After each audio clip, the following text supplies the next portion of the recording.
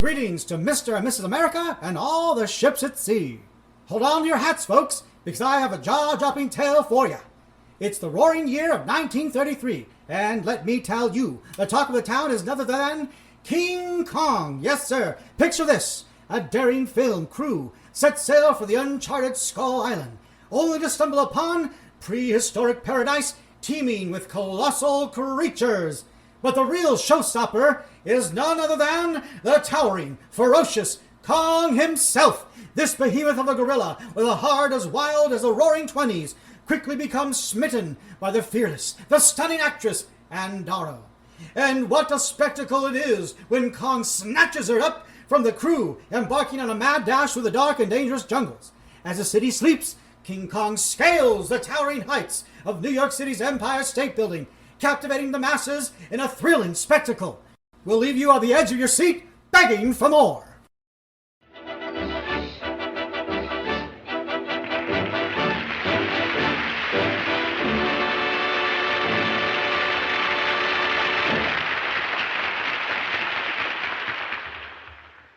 Ladies and gentlemen, look at Kong, the eighth wonder of the world.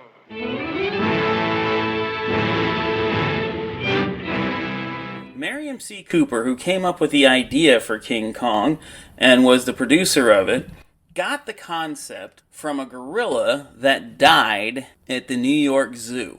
It got struck by lightning or something, and it didn't survive. In this, Miriam C. Cooper has a little bit of a commentary on the way people were looking at his films.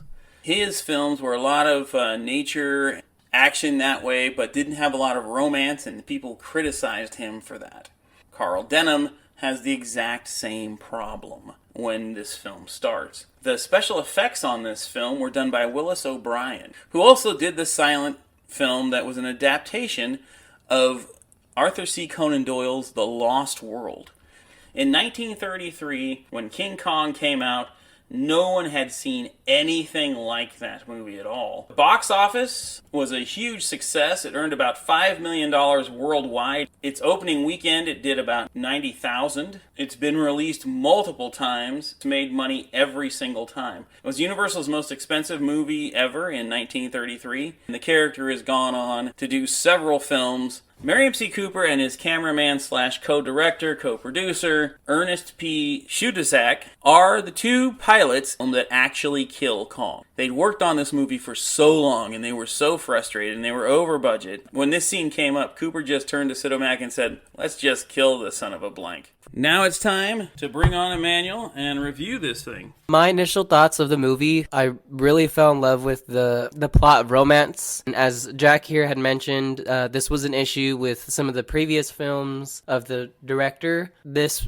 movie did well with that. Could clearly tell that it's supposed to have gory scenes and all that kind of a thing, but the level of romance that was implemented in the movie was fantastic. I thought that the actress Fay Ray did wonderful. Jack was telling me a little bit about her career and how this was the catalyst for her and what helped her land a few roles in the future. It's clear as to why, because she did such a great job in fulfilling her role. I really enjoyed all little bits and pieces that we got to see as far as how Kong was defeating numerous monsters and how he was able to show off his strength. The music and the way that they let the viewer know what was going to happen next, just keeping us at the edge of our seat the entire time. Even at the end, when they have Kong captured and then he's escaping his restraints and everything, it just keeps building upon itself. The movie was great. One of my favorite characters in this is Carl Denham, played by Robert Armstrong. Let's get your opinion on it first. What do you think about the character of Carl Denham? I thought the character was a little bit despicable. He was a bit hard to like. It was obvious that he was going to want to leave that island with Kong. He wasn't going to let his moneymaker slip out of his hands, and he wanted to make sure he got his profit. To me, Carl Denham is a half villain, half not in this. He reaches out to Dauer when she's starving, but he's really doing it because he's planning to take her to film this movie with what he thinks is a giant something. Right. And he doesn't tell anybody anything about it until they get halfway there. But he does hold up his end of the bargain. I think he's the perfect example of pride. Because pride is what drives him to this. I don't know if greed so much. I would actually say it's an ego thing. And I thought Robert Armstrong played that perfectly. So the next question I was asking about is Jack Driscoll, who clearly loves Anne, but he has a couple of statements that wouldn't fly in modern day. What do you think about Jack Driscoll? I think Jack Driscoll does a great job as far as playing the man in the 1930s, right? Who has these strong, narrow viewpoints as to how women are and how they should be. Clearly, Anne Darrow doesn't mind that kind of stuff. She still wants to get to him and the core of him and reach his heart. And she does just that because he ends up admitting his love for her. He saw her as like a pain in the ass, so to speak, but he eventually did fall for her. Similar to Carl Denham, you know, he has those qualities where you're like, okay, this guy kind of seems like a jackass, but then you're realizing, okay, he is likable and he is developing throughout the movie and he wants to save her and he wants to make sure that she's protected at all costs. He doesn't even care about the money and the job at that point. He just wants to make sure that his woman is safe. What was your favorite monster fight in the movie? I think my favorite monster fight was when Kong fights a Tyrannosaurus Rex. Yeah, T-Rex. That same kind of scene is, you know, adapted and applied to these new Godzilla vs. Kong films because of how he opens up the mouth of the T-Rex and, you know, really wants to make sure he's dead. And there's even a scene where he's kind of like poking at him like, okay, is he dead, you know? That one I just liked because as a person who has seen the newer films first, I was able to see that and point at it and immediately go, oh wow, you know, that's where the scenes that we see nowadays come from. One of the things I loved about this was the attention to detail. Like when you're talking about the T-Rex scene, you actually see the T-Rex snarl at one point when he's looking at Anne. When the Stegosaurus is shot, you see the blood. Kong is full of expression throughout the film. That little extra detail, the scales on the dinosaurs, you can actually see them. And of course, my favorite is like when Kong is pounding on the gate, it's supposed to keep him out. You can see the muscle movement. Willis O'Brien did those by thumbing through this little maquette, but the fact that he actually took the time to do that, combined with the lighting, it looked really, really cool.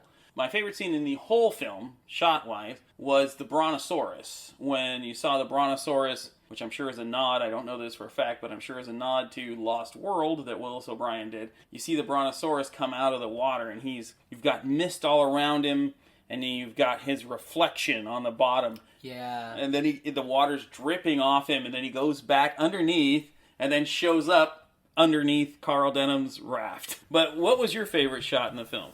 My favorite shot in the film was one that I think you said that they had to redo or like cut out.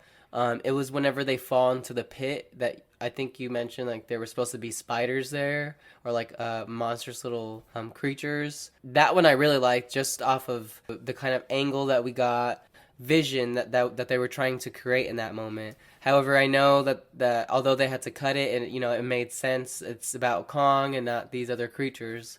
Another scene that I really liked was when Jack and Anne are trying to escape going down this vine, and then Kong is just like, nope, you guys aren't going anywhere, and just starts pulling them right back up. And two shots being removed from this film, you alluded to it. One is the spider shot. Now, this was in the 2005 Peter Jackson film.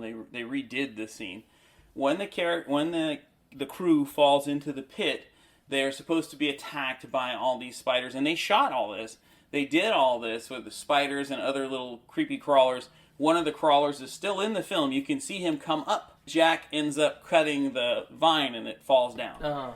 What happened was they pre-screened this movie for audiences, and they were shocked by that scene. They enjoyed the film. Yeah, it disturbed them to the point that they couldn't think of anything else afterwards. And like you said, it's a Kong movie, and the whole Beauty and the Beast thing they need, so they had to redo that scene and get that out. But there is still a shot to it with that little monster that comes up to the top, and Jack Driscoll cuts. Just their existence was shortened.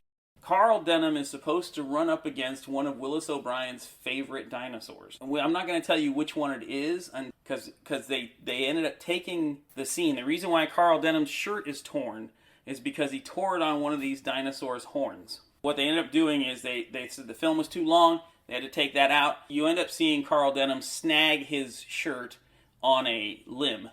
I don't know how Carl was going to handle this dinosaur by himself, but nonetheless, that dinosaur, he's in some of the production photos, but he is actually in the next movie.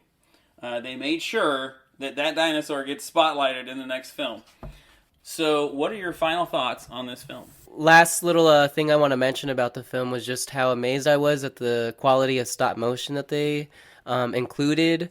As Jack had mentioned, Kong had such great expressions, and even just him going about the jungle, you could see, the little fur on his body being ruffled. Just a simple raise of the brow was excellently done, and I really enjoyed seeing the emotion that he was able to give off. That really did make him seem more than just a gigantic ape. The airplane's got him. Oh, no. It wasn't the airplanes. It was beauty killed the beast.